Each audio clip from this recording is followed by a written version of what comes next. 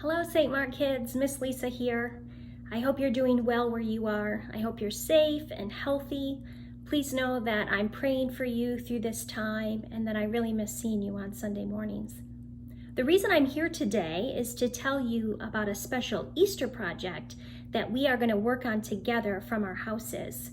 We are going to make homemade resurrection eggs. Now, I'm sure some of you have made them in the past.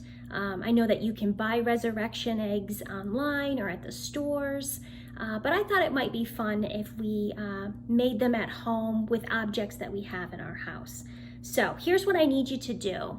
From now until Wednesday, I need you to look around your house and see if you have 12 empty plastic Easter eggs. If you do, gather them together and then number them 1 through 12. If you don't happen to have plastic eggs at home, that's okay. Please don't run to the store and buy any.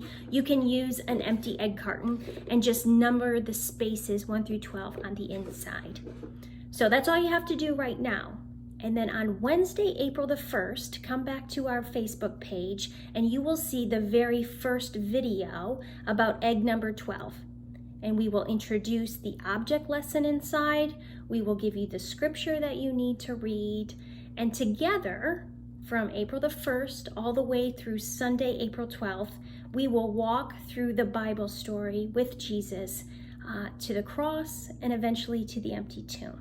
So I'm really excited. I hope that you will join me and my family as we make our at-home resurrection eggs.